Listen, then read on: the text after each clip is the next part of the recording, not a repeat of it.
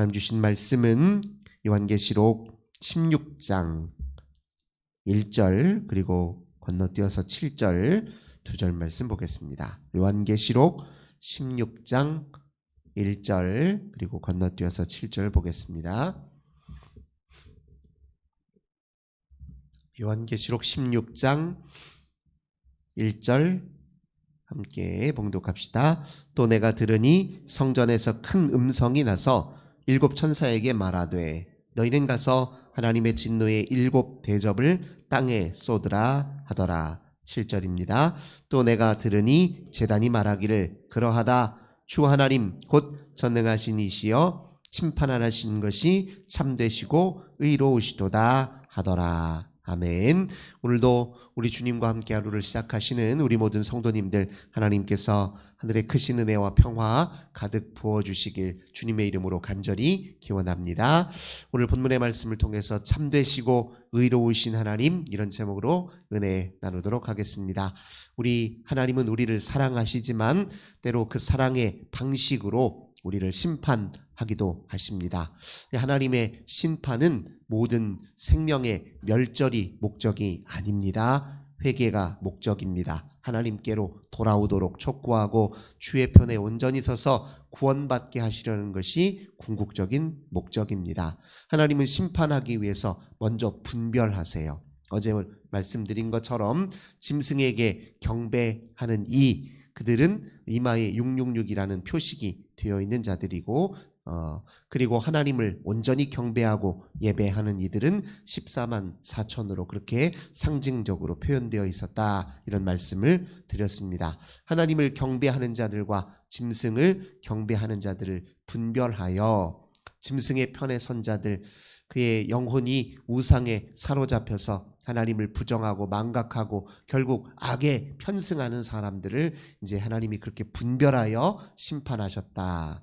오늘 본문은 그리고 요한계시록은 힘주어 강조해 가고 있습니다.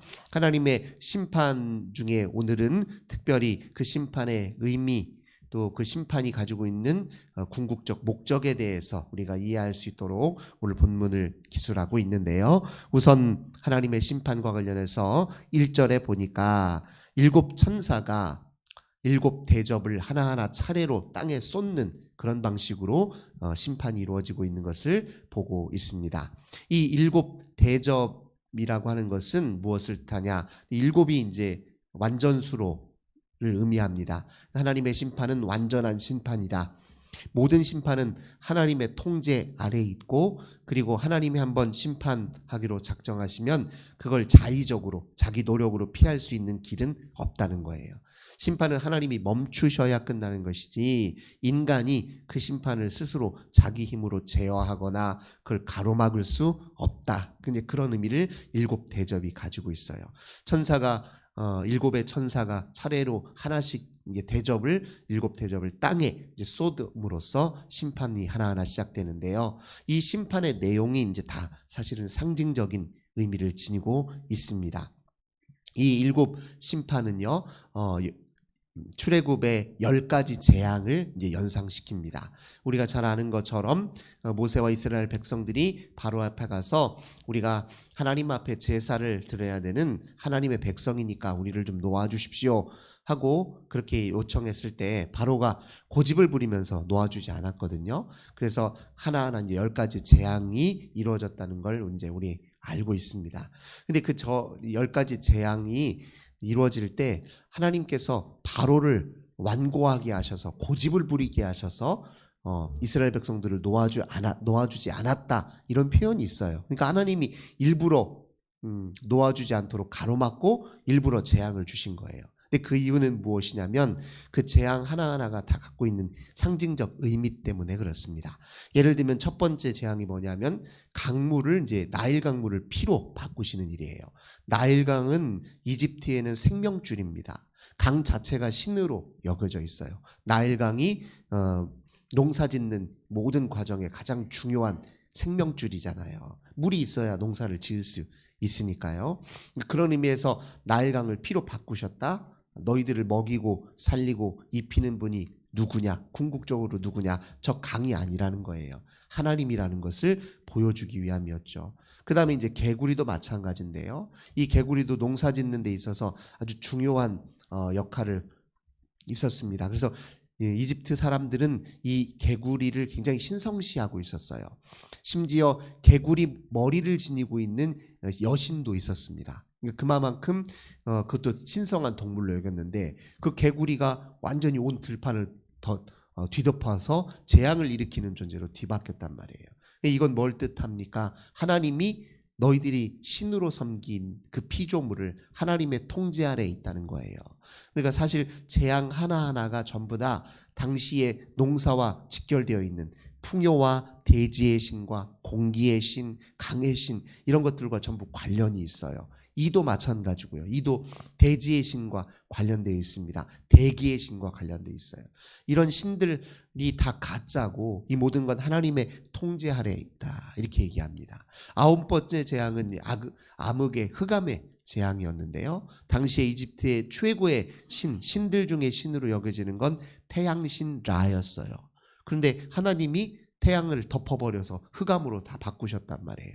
태양도 신이 아니라 다 하나님의 지배와 통치 아래 있다는 걸 보여준 거거든요. 그러니까 재앙은 의도적인 거예요. 누가 하나님인지를 제대로 깨달으라, 그런 의미입니다. 여기서도 마찬가지예요. 오늘 첫 번째 천사가 2절 보니까 그 대접을 땅에 쏟았는데 짐승의 표를 받은 사람들과 그 우상 경배하는 자들에게 악하고 동한 종기가 났다, 이렇게 표현합니다. 출애굽 10가지 재앙 중에 6번째 재앙이 종기가 나는 재앙이에요. 그러니까 사람들이 돌림병이 나서 막 사람들이 죽기 시작하는 거죠. 그래서 하나님이 생명을 통제하고 계시고 사람을 살리기도 하고 죽이기도 하시는 모든 이 하나님의 생명의 권능을 이걸 이렇게 나타나는 겁니다. 너희들이 섬기는 그 우상, 그 짐승, 그가 너희들을 살릴 수 있느냐?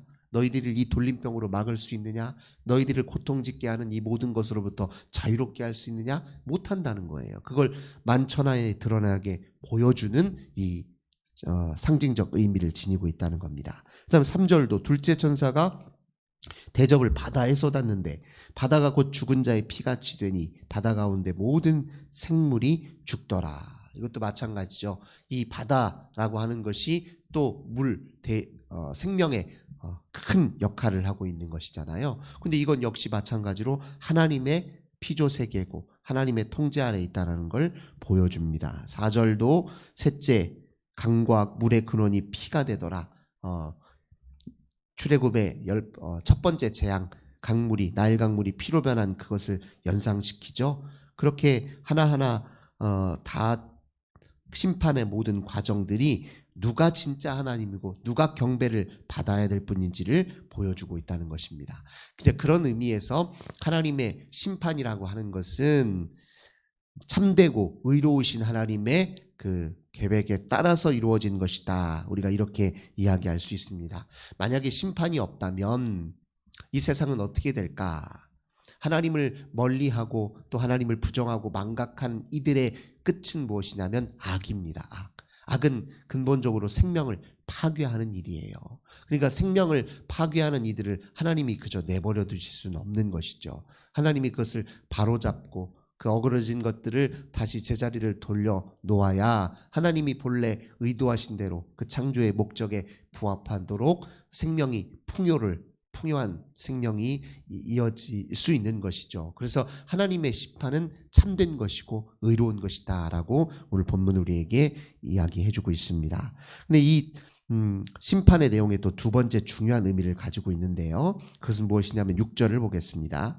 그들이 성도들과 선지자들의 피를 흘렸으므로 그들에게 피를 마시게 하는 것이 합당하다, 이런 표현이 있어요. 그러니까 세 번째 재앙이 강과 물의 근원을 피가 되게 하는 것인데 그 의미를 뭐라고 밝히냐면 너희들의 악과 박해와 핍박으로 인해서 성도들이 피를 흘렸다. 순교의 피를 흘렸다. 너희들의 악은 곧 이런 의미에서 성도들의 피값이다. 이 시판은 하나님 성도들의 핏값이다. 이것을 명확하게 드러내 보여주고 있다는 것이죠. 그러니까 하나님의 심판은 믿는 성도들로 하여금 일종의 영적 보상이다. 이런 의미도 지니고 있습니다. 당시 성도들 입장에서는요, 예수 믿는다는 이유로 박해를 당하고 때로 억울하게 죽임을 당한 사람들이 있어요. 성도들 입장에서 보면 얼마나 괴로운 일입니까? 그러나 우리 하나님은 이런 심판의 메시지를 통해서 그 죽음 결코 헛된 것 아닙니다. 하나님이 영적으로 보상하게 하실 것이고, 그리고 그들의 순교의 피를 통해서 이 세상의 진정한 모든 악한 어둠의 권세들을 때가 되면 다 물리치실 것입니다. 이렇게 얘기하는 거예요. 성도들의 그 순교의 피는 예수 그리스도의 십자가 피의 연장이고 재현이라는 거예요. 반복이라는 거예요. 예수님이 십자가에 피 흘려 죽으심으로 인해서 온 인류의 죄로부터 우리를 구속하셨을 뿐만 아니라 그것이 곧 우리에게 영원한 생명으로 이어지지 않았습니까? 성도들의 순교의 피는 헛되지 않다는 것을 이렇게 또 보여주고 있다는 것입니다. 그리고 다섯 번째, 여섯 번째 천사, 특별히 여섯 번째 천사가 12절 보니까 큰 대접을 큰 강 유브라데에 쏟았는데 강물이 말라버렸다 이렇게 얘기합니다. 그 우리가 잘 아는 것처럼 바벨론 문명이죠. 인류 최초의 문명권에 속해 있는 이 바벨론 문명이라는 게 티그리스 강과 유프라테스 강 사이에서 이루어진 문명입니다. 그래서 원래 이제 이 둘 강 사이에 있다 해서 메소포타미아 문명이다 이렇게 표현하는데 그 강물이 말라버렸어요. 젖줄이 말랐어요. 그러니까 무슨 일이 벌어집니까? 동방에서 오는 왕들의 길이 예배되었다 이렇게 표현합니다. 내가 보매 개구리 같은 새 더러운 영이 용의 입과 짐승의 입과 거짓 선지자의 입에서 나오니 그들은 귀신의 영이라. 이적을 행하여 온 천하 왕들에게 가서 하나님 곧 전능하신 이의 큰 날에 있을 전쟁을 위하여 그들을 모으더라 이렇게 표현하고 있어요. 강물이 마른 이후에 왕들을 전부 다 더러운 귀신이 더러운 영이 모았는데 그 더러운 영이 이제 세 부류로 나누어져 있다고 얘기를 해요. 용의 입, 사단의 권세를 상징합니다. 짐승의 입, 이 사단의 권세의 영향력 속에 지배하에 있는 예를 들면 로마 황제와 같은 당시의 세속 권력을 의미합니다. 거짓 선지자, 그들의 세속 권력들을 경배하고 추앙하도록 계속 끊임없이 백성들로 하여금 유혹하고 현혹하는 이 가짜 교사들, 거짓 선지자들을 이 세 부류로 꼽는 거예요. 이들이 다 하나가 결탁되어서 예수 믿는 사람들을 박해하고 하나님을 부정하고 망각하도록 종용했다는 겁니다. 근데 그들이 이 하나님이 이런 심판에 나름대로 저항하기 위해서 어떻게든 살아남으려고 무슨 일을 벌이냐? 세상의 군왕들을 다 한자리로 불러 모았다는 거예요.